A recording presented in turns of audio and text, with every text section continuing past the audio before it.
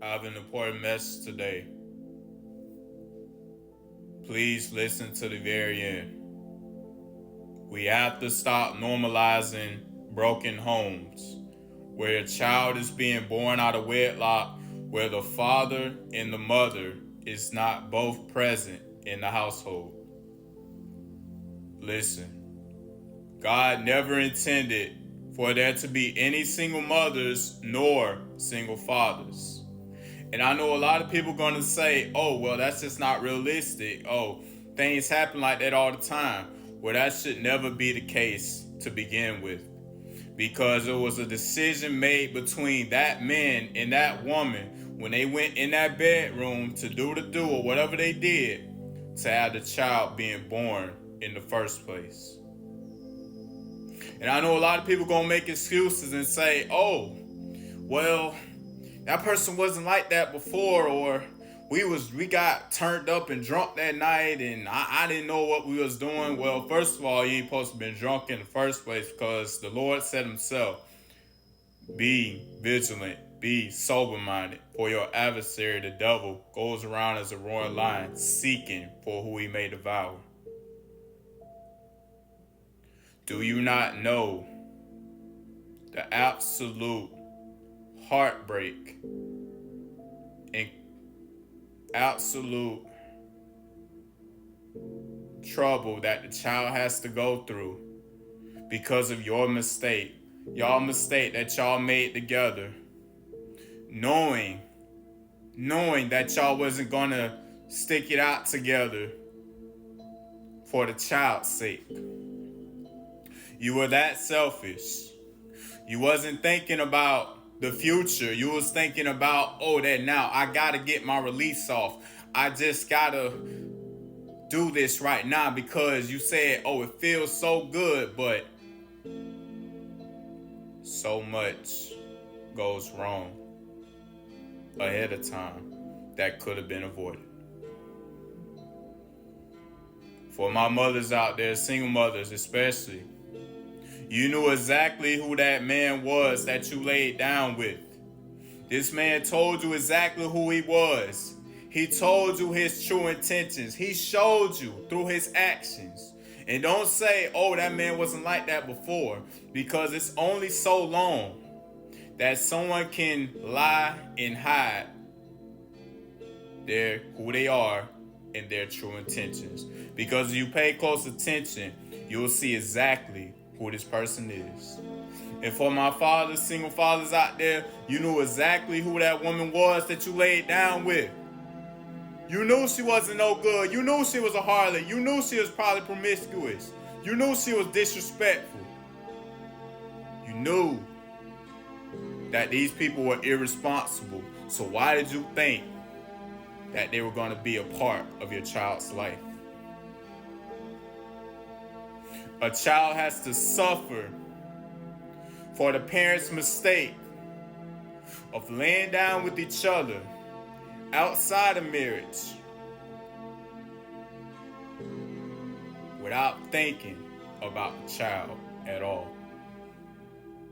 And I know there are some mothers out there who will purposely get pregnant to try to be a single mother because they want someone to love them like nobody else loved them.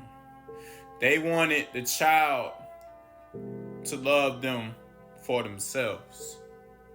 Selfish desires and requests, right?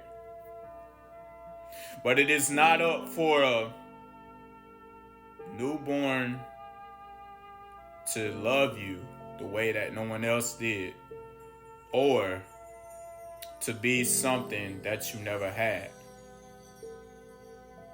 If it wasn't for the sake of having a family in general together, the man, the woman, and the children, there was no point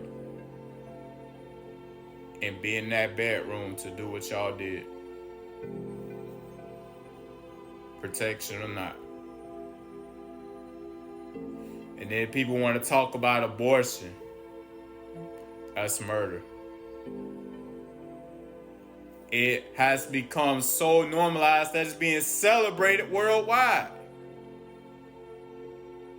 Oh yeah, you're a single mother. Oh yeah, you're a single father. No, God never intended for any household to be without the mother and father both present. This is why God warns about having sex outside of marriage. Children out of wedlock is a result, more times than not. Now, I know there is an exception to the rule. There are people who have been raped, molested, whatever the case may be. I understand that. But we're not talking about the exception. We're talking about the majority. And it has to stop. It has to end.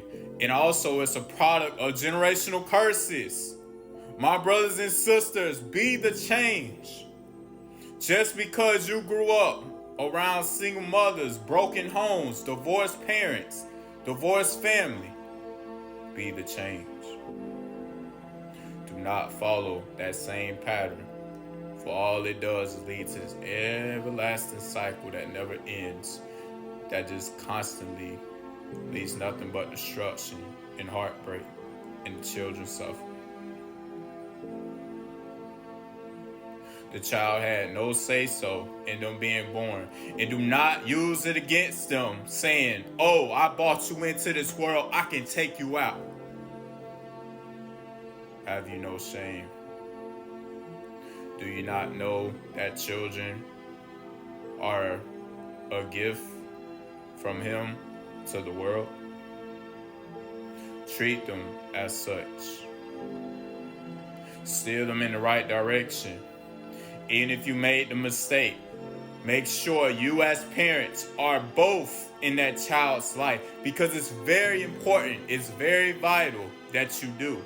Because if you don't, it can lead to a lot of bad things happening moving forward. This has to stop being normalized. There is nothing cool about being a single mother. There's nothing cool about being a single father. And don't just say, oh, I didn't have the choice. You did have the choice, because you made a decision to do what you did that led to the child being born in the first place. Fathers, stop running away from responsibility. Mothers, stop running away from responsibility and stop using that child as a weapon against the father to hold him on child support and to keep a father who is trying to be in their child's life. Fathers, mothers, do better. The children are dependent on you and they look up to you. Lead by example. This message was important for somebody. I pray it gets to who it needs to. Hey, somebody had to keep it real with you. Love you all. God bless.